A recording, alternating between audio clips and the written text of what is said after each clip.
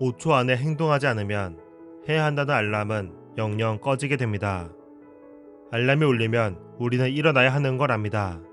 하지만 조금 미루는 순간 영악한 뇌는 바로 우리를 유혹해 옵니다.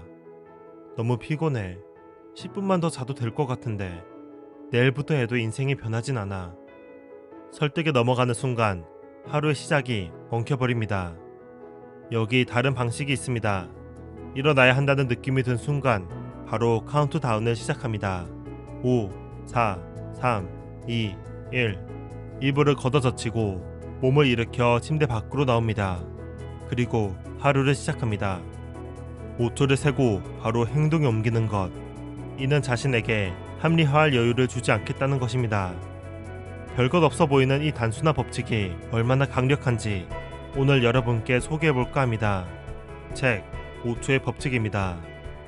저자 멜 로빈슨이 테드 강연에서 처음 소개한 이 법칙은 순식간에 1000만 명의 관심을 사로잡았습니다. SNS에는 그녀의 법칙으로 삶이 바뀐 사람들의 이야기로 떠들썩했죠. 이 법칙에 무엇이 숨어 있길래 극적인 효과를 가져왔을까요? 저자가 처음 이 법칙을 생각해냈을 때로 돌아가 봅시다. 그녀의 삶은 엉망이었습니다. 그녀는 실직의 위기에 처해졌고 남편의 사업은 급속도로 나빠져 갔죠.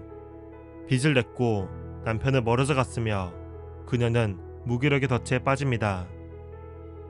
분명 그녀는 해야 할 일을 알고 있었습니다. 생각보다 사소한 것들이었죠. 제 시간에 일어나기, 남편에게 다정하게 대하기, 술을 줄이기 등등. 하지만 그녀는 그중 어떤 하나도 행동에 옮기지 못했습니다. 그러던 어느 날 밤, 그녀는 TV에서 로켓 발사 광경을 봅니다. 4, 3, 2, 1, 0. Liftoff of Falcon 9. 그 순간 그녀는 내일 아침부터 저 로켓과 같이 5초를 카운트다운하고 바로 일어나 보자고 다짐했습니다. 다음날 알람이 울리는 순간 그녀는 해본 적 없는 일을 합니다. 자신의 기분을 무시했습니다. 아무 생각을 하지 않았습니다. 단지 숫자를 세기 시작했습니다. 5, 4, 3, 2, 1. 그 다음 잠자리에서 일어났습니다. 단지 그걸로 그녀의 인생이 변하기 시작했습니다. 그녀는 모든 결정에 5초의 법칙을 적용했습니다. 운동을 해야 하는데 피곤해서 하기 싫어지는 순간 5초를 센 다음 문 밖으로 나갔습니다. 남편에게 까칠한 모습을 보이고 있을 때 5초를 센 다음 다정하게 말을 건넸습니다. 가장 큰 변화는 자존감이었습니다. 무기력에 빠져있던 그녀는 무언가 할 수 있다는 자신감을 얻었습니다.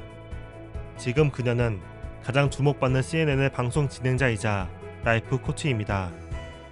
우리가 해야 할 일을 하지 못하는 이유는 주저하는 순간 우리 뇌에게 설득당하기 때문입니다.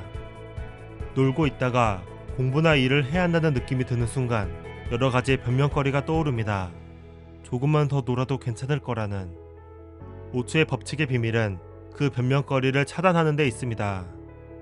행동해야 한다는 것이 집중하며 5초를 세는 순간 우리의 뇌는 변명을 찾는 데서 관심을 끄게 됩니다. 그때 비로소 해야 할 일을 할 수 있게 되죠. 그리고 저자는 우리에게 한 가지 중요한 사실을 일깨워 줍니다. 우리는 우리가 무엇을 해야 하는지 알고 있다는 것입니다.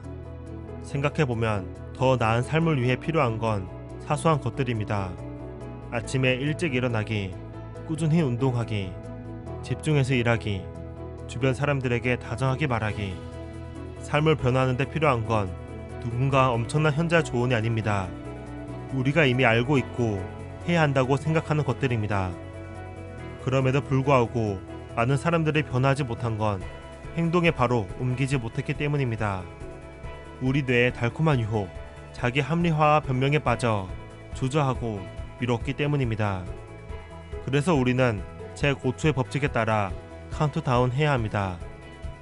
다음날 아침 알람이 울렸을 때, 호감 가는 이성을 보았을 때, 소원해진 누군가에게 따뜻한 말을 걸고 싶어졌을 때, 많은 사람들 앞에서 말할 기회가 생겼을 때 떠올리세요. 5초의 법칙을. 5, 4, 3, 2, 1 시작합니다. 책그림이었습니다. 감사합니다.